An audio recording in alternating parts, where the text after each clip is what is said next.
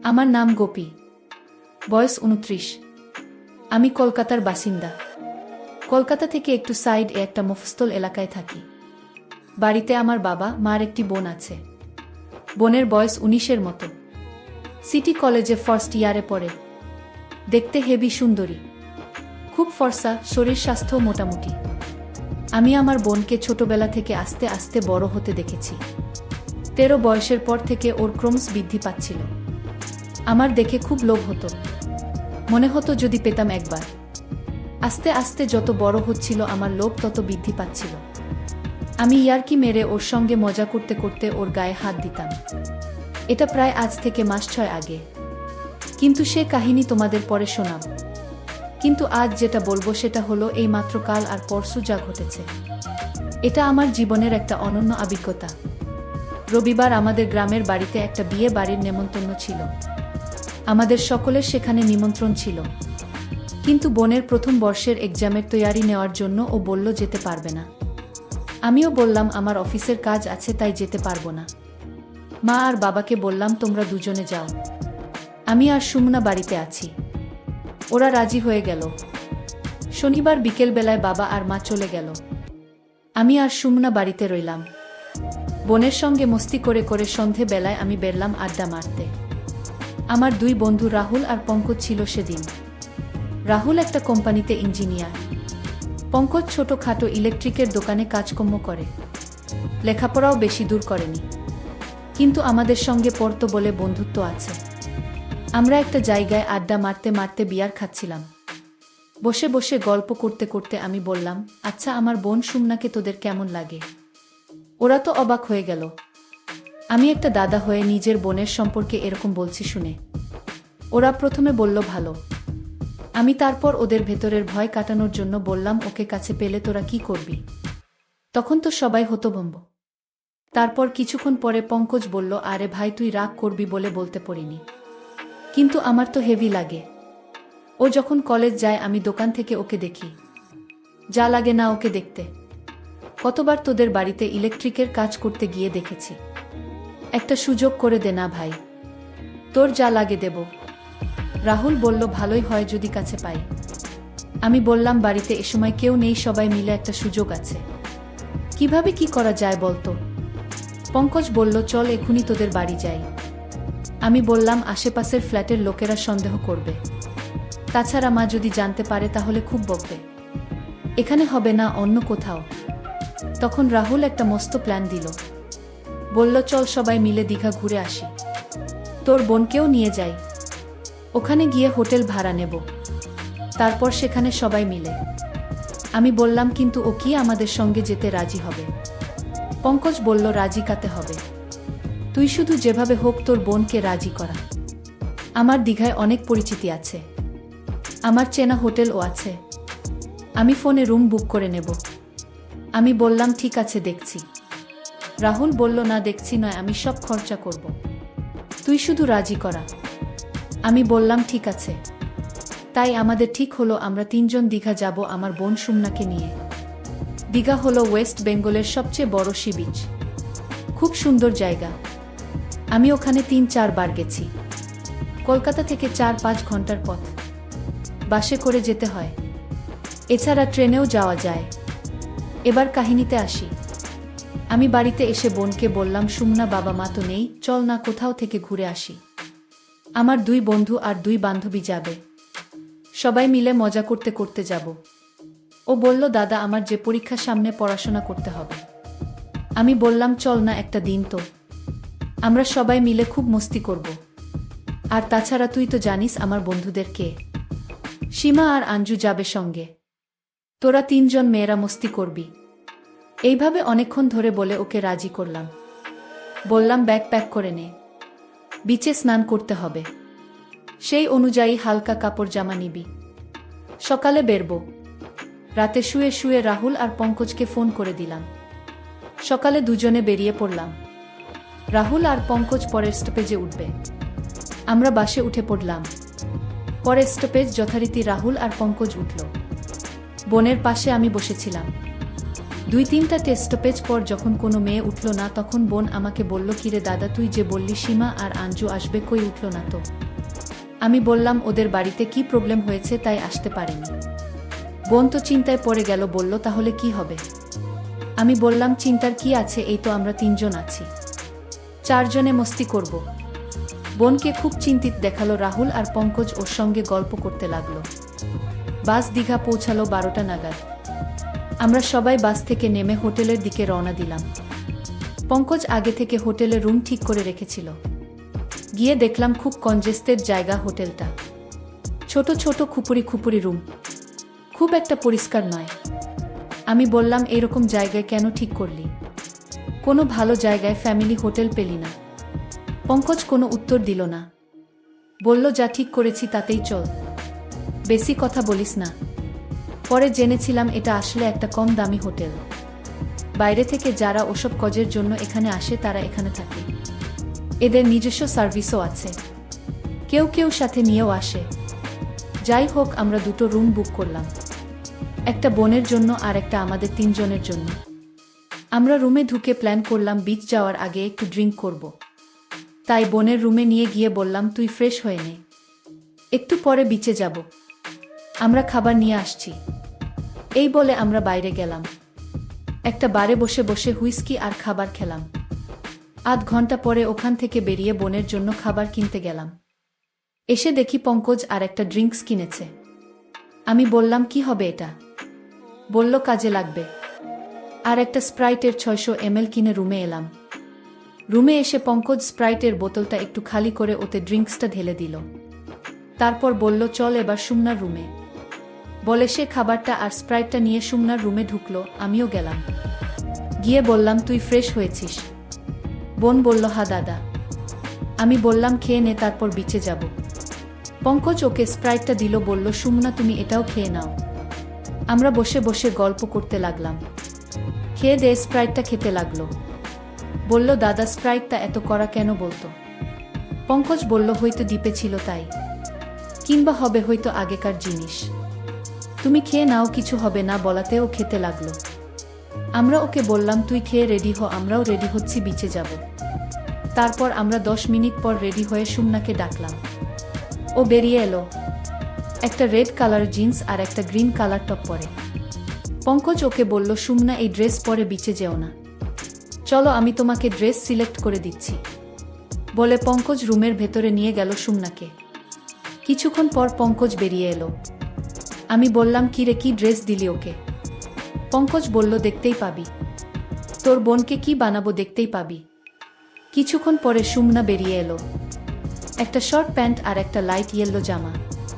ও খুব লজ্জা পাচ্ছিল এটা পরে। বলল, পঙ্কজ দা, এটা তো নাইট ড্রেস, এটা পরে বিচে যাব। পঙ্কজ বলল, চল, এরকম ড্রেসে বিচে স্নান করার জন্য বেস্ট। তুমি কি স্প্রাইটটা পুরো খেয়ে নিয়েছ? বোন বলল, না, পুরোটা খাইনি। পঙ্কজ তখন বলল, ওটা নিয়ে নাও, বিচে পিপাসা পেলে খাবে। তারপর আমরা বিচে গেলাম। সানডের বাজার, তাই আজ বিচে খুব ভিড়। আমরা একটু সাইড এ কম ভিড় দেখে জলে নামলাম। সুমনা জলে বেশি দূর নামলো না। আমরা অনেক দূর এগিয়ে গেলাম। কিছুক্ষণ পরে খেয়াল এলো সুমনা সেখানে একা আছে। ভাবলাম দেখে আসি। সামনে গিয়ে দেখলাম, কি হট লাগছে। আশেপাশের কিছু চ্যাংড়া ছেলে ওকে হা করে দেখছে। আর বোন সেটা সম্পূর্ণভাবে বুঝতে পেরে অস্বস্তি ফিল করছে। ঠিক এমন সময় একটা বড় ঢেউ এলো। সুমনা এটার জন্য প্রস্তুত ছিল না, আর ও ছিটকে পড়ে গেল। ঢেউ এসে ওর জামার নিচের অংশটা তুলে দিল। জামাটা একদম উপরের দিকে উঠে গেল, আর ওর সমস্ত অংশ বেরিয়ে পড়ল। এটুকু আমাদের গরম করার পক্ষে যথেষ্ট ছিল। বোন সঙ্গে সঙ্গে উঠে নিজের জামা ঠিক করল। ওদিকে পঙ্কজ আর রাহুলও এসব দেখছিল। এইসব দেখে আমরা তো আর থাকতে পারলাম না। যেভাবে হোক আজ মজা নিতেই হবে। আমরা জলের উপরে উঠে এলাম। বোনকে ডাকলাম উঠে আসতে। পঙ্কজ ওর কোমরে বাঁধা গামছাটা সুমনাকে দিল। বলল, চলো আমরা উপরে উঠে বসি। আমরা সবাই মিলে ডাবের জল খেলাম। পঙ্কজ বলল স্প্রাইটটা পুরোটা খেয়ে নিতে, কারণ আমরা ভালোভাবেই জানি যে ডাবের জলের সঙ্গে ওটা খেলে নেশা বেশি ধরে। কিছুক্ষণ পরে আমরা একটু সাইডের দিকে যাওয়ার প্ল্যান করলাম। বলে সমুদ্রের ধার ধরে হাঁটতে শুরু করলাম। কিছু দূর যাওয়ার পর একটা জায়গায় দেখলাম লোকজন তেমন একটা ছিল না। আরও একটু এগিয়ে গেলাম আমরা। অনেকটা যাওয়ার পর দেখলাম এখানে কেউ নেই। এখানে আমরা জলে নামার জন্য ঠিক করলাম। সুমনা বলল সে জলে নামবে না। আমি আর রাহুল সমুদ্রের জলে নেমে এগিয়ে গেলাম। পঙ্কজ সুমনাকে যাওয়ার জন্য বলছিল। সুমনা কিছুতেই যাবে না দেখে পঙ্কজ ওর হাত ধরে টেনে আনল। সুমনা বেশি দূর যেতে চাইল না। পঙ্কজ ও আর জেদ করল না। পঙ্কজ সুমনাকে জল ছেটাচ্ছিল। সুমানও পঙ্কজের সঙ্গে খেলছিল। ওরা দুজনে কোমর জলের মধ্যেই ছিল। আমরা ততক্ষণে অনেক দূর চলে গিয়েছি। সেখানে খুব মজা করছি। আমি আর রাহুল দূর থেকে পঙ্কজকে ডাকলাম, চলে আয়, সুমনা ওখানেই থাক। পঙ্কজ তখন সুমনাকে বলল, চলো ওদের কাছে যাই। বোন বলল, না পঙ্কজদা, তোমরা যাও, আমি এখানেই আছি। পঙ্কজ আর কথা শুনল না। ওকে টানতে টানতে এগিয়ে গেল ক্রমশ গভীর জলের দিকে। বোন ভয় পেল, বলল, আমি যাব না। পঙ্কজ তাকে নিয়ে এগিয়ে গেল আরও গভীর জলে। এবার বোন খুব ভয় পেল আর পঙ্কজের গলা জড়িয়ে ধরল। পঙ্কজ এই সুযোগটাই খুঁজছিল। আমরা এবার বুঝতে পারলাম পুরো ব্যাপারটা। রাহুল ছুটে এগিয়ে গেল ওদের দিকে। পিছন থেকে গিয়ে সুমনাকে জড়িয়ে ধরল।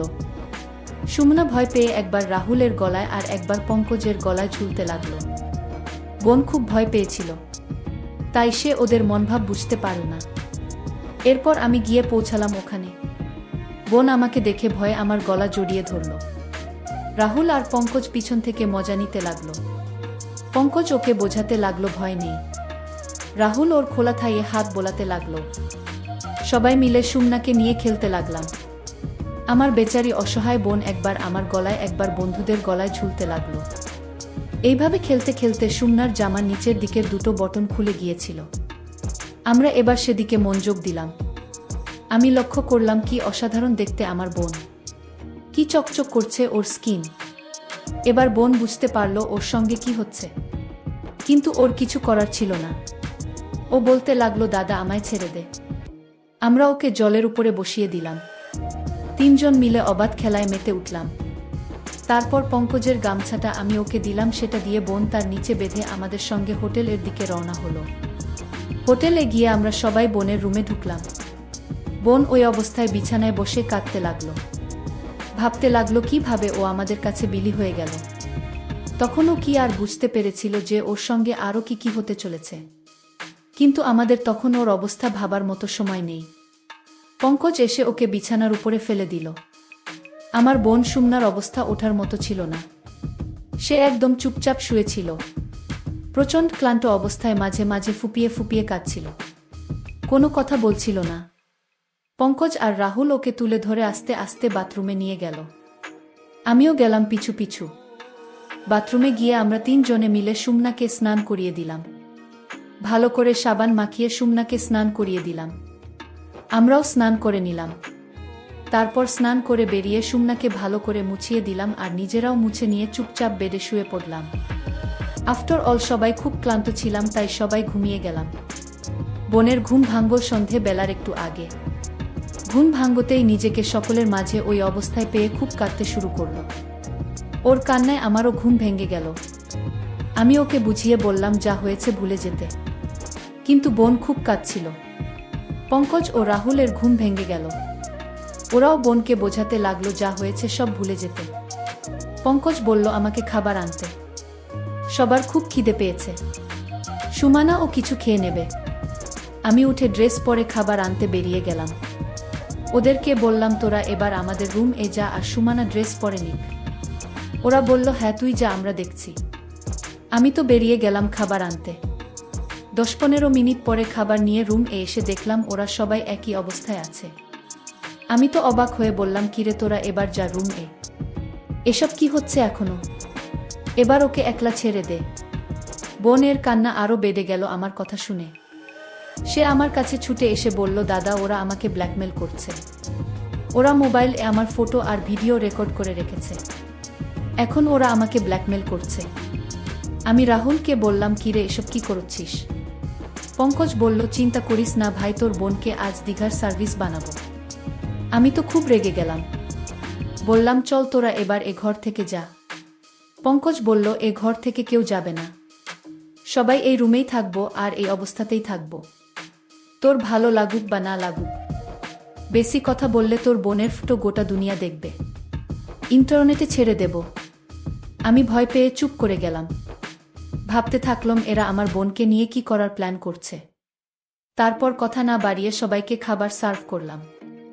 বোন কাস্তে কাস্তে খেয়ে নিল। কিছুক্ষণ পরে সবাই মিলে ড্রেস পরে বাইরে বেরোতে গেলাম। ওরা বোনকে সঙ্গে নিয়ে গেল। চারদিক ঘুরতে ঘুরতে ওরা দুজন বারবার আমার বোনের অসভ্যতামি করছিল। কিছুক্ষণ ঘোরার পর একটা শপ থেকে ড্রিঙ্কস কিনে নিল বেশি করে। আমি বললাম এত কে খাবে রে? পঙ্কজ বলল খাওয়ার লোক আছে। কিছুক্ষণ পরে হোটেলে ফিরে রুমে ঢুকলাম আমরা। পঙ্কজ বাইরে বেরিয়ে গেল। আমি কিছু বুঝতে পারলাম না। বাইরে দেখতে বেরিয়ে দেখলাম পঙ্কজ হোটেল ম্যানেজারের সঙ্গে গল্প করছে। ম্যানেজার হাসতে হাসতে ওর সঙ্গে কি সব গল্প করছে। কিছুক্ষণ পরে পঙ্কজ রুম এসে গেল। আমরা সবাই ড্রিঙ্কস খেতে বসলাম আর সুমানা এক কোণে বিছানায় বসেছিল। পঙ্কজ বলল এসো রানী, আমাদের পানি ঢেলে দাও। সুমানা না বলল। পঙ্কজ উঠে গিয়ে জোট করে বোনকে নিয়ে এলো আর বলল আমরা যা বলছি সেটাই কর, তবে তোর ভালো হবে, না হলে কি যে হবে সেটা জানিস তো। সুমানা ফুপিয়ে ফুপিয়ে কাঁদতে লাগলো। চুপচাপ চলে এসে আমাদের ড্রিঙ্কস ঢেলে দিতে লাগলো। পঙ্কজ বলল এবার নাচতে শুরু করো রানী, বলে রাহুল উঠে গান চালিয়ে দিল। আমার বোনকে ওরা সামনে রেখে বলল এবার নাচো রানী। বোন অসহায় অবস্থায় ড্যান্স শুরু করল। কিছুক্ষণ পরে কলিং বেল বেজে উঠল। পঙ্কজ বলল আমাদের নতুন অতিথি এসেছে, বলে দরজাটা খুলে দিল। আমি অবাক হয়ে দেখলাম হোটেল এর ম্যানেজার আর ক্যাশিয়ার এসেছে। আমি বুঝতে পারলাম পঙ্কজ কি করলো এতক্ষণ ধরে, কিন্তু আমার কিছুই করার ছিল না। ম্যানেজার এসে আমাদের সঙ্গে বসল। বোন তো লজ্জা পেয়ে বেডে বসে পড়ল। পঙ্কজ বলল ড্যান্স করো, লজ্জা কিসের, আজকে আমাদের নিউ পার্টনার এরা, বলে সুমানাকে ধরে টেনে নিয়ে এলো আর নাচাতে লাগলো। আমার অসহায় বোন সুমানা কয়েকজন লোকের সামনে ড্যান্স করতে লাগলো। ম্যানেজার বলল কি সুন্দর মেয়ে এনেছ, কোথা থেকে পেলে? এ তো দীঘার টপ হয়ে যাবে, আজকে একে আমরা টেস্ট করি তারপর দেখছি। সুমানা ড্যান্স করতে করতে ড্রিঙ্কস ঢেলে দিতে লাগলো। ক্রমশ আসর জমে উঠল। ম্যানেজার মাঝে মাঝে উঠে আমার বোনের সঙ্গে ড্যান্স করতে করতে তার সাথে বেয়াদবি করতে লাগলো। কিছুক্ষণ পরে রাহুল উঠে সব খুলে দিল। ম্যানেজার আর ক্যাশিয়ারও খোলার লাইসেন্স পেয়ে গেল। সকালে আমি উঠে পড়লাম আর বোনকে বোঝালাম যা হবার হয়েছে আর কাঁদিস না, একটু পরে তো এখন থেকে চলে যাব, তারপর আর কিছু হবে না, চুপ কর, এই বলে সান্ত্বনা দিতে লাগলাম। ওদের বললাম তোরা এবার উঠে ড্রেস পর, একটু পরে তো বেরোতে হবে, 10টার মধ্যে তো রুম খালি করে দিতে হবে। পঙ্কজ বলল চিন্তা করিস না, কেউ কিছু বলবে না, রুম থেকে আজ কেউ যাব না। আমি বললাম সে কি রে, আজকে না গেলে কি করে হবে, এমনিতেই অনেক টাকা খরচ হয়ে গেছে। পঙ্কজ বলল তুই খরচের চিন্তা করিস না, আজকে আমাদের খরচ একদম নীল, বরং উল্টে ইনকাম করব। আমি তো রীতিমতো ভয় পেয়ে গেলাম। ভাবতে থাকলাম আমার বোনকে নিয়ে এরা নিশ্চয় কিছু প্ল্যান করেছে। তবু পঙ্কজের ভয়ে চুপ করে রইলাম। কিন্তু আসল গল্প অন্য ছিল। আমার কল্পনাতেও আসেনি আমার বোনকে নিয়ে এরা কি কি করতে চলেছে। যাই হোক, তারপর সকালে সবাই উঠে যে যার ড্রেস পরে ব্রাশ করে চাটা খেলাম। তারপর বসে বসে কিছুক্ষণ কথা বললাম, জানতে চাইলাম ওরা কি কি করতে চায় সারাদিন। কিছুক্ষণ পরে সুমনাকে ওর রুমে রেখে দিয়ে পঙ্কজ আর রাহুল আমাদের রুমে এলো। আমি আমার বোনকে সান্ত্বনা দিতে লাগলাম। কিছুক্ষণ পরে আমিও এই রুমে এলাম। ওদের বললাম হ্যাঁ রে, আজকে তোরা কি আবার সি বিচে সুমনাকে নিয়ে যাবি? ওরা বলল আজ আর সি বিচ নয় রে পাগলা, শুধু দেখ তোর বোন আমাদের আজ কোথায় কোথায় নিয়ে যায়। কিছুক্ষণ পরে হোটেলে ফিরে এসে সুমনার রুমে খাবার পৌঁছে দিয়ে এলাম। পঙ্কজ এসে বলল খেয়ে নাও, একটু পরে সিনেমা দেখতে যাব, 12টা থেকে শো শুরু হবে, বলে পঙ্কজ চলে গেল। বোন খেয়ে দিয়ে চুপ করে বসেছিল। পঙ্কজ এসে বলল কি হলো রানী, চলো সিনেমা দেখতে যাব। যে কদিন এখানে আছো আমরা যা বলি তাই করো, না হলে কি হবে সেটা ভালোভাবেই জানো। বোন তো অনিচ্ছা সত্ত্বেও রেডি হলো, সালবার কামিজ পরে ফেল। পঙ্কজ এসে আবার বলল এসব কি পরছো, এসব ড্রেস এখানে চলবে না। বলে সে একটা শর্ট স্কার্ট আর একটা হালকা হলুদ রঙের টপ দিল আর বলল, এটা পরে নাও রানী। সুমনা অনিচ্ছা সত্ত্বেও ওগুলো পরে ফেল। আমরা সবাই মিলে বেরিয়ে সিনেমা হলের দিকে এগিয়ে গেলাম। আমি যেতে যেতে পঙ্কজকে বললাম, হ্যাঁ রে, কোথায় সিনেমা দেখতে যাবি? কি সিনেমা চলছে কিছু বল। পঙ্কজ বলল, যেখানে যাচ্ছি চুপচাপ চল। কিছুক্ষণ হাঁটার পরে পঙ্কজ একটা ছোট্ট সিনেমা হলের সামনে গিয়ে দাঁড়ালো। সেখানে দেখি একটা ছোট্ট সিনেমা হলো আর সেখানে বিগ্রেড মুভি চলছে। আমি তো বুঝতেই পারলাম আজকে আমার বোন এর সাথে কি হতে চলেছে।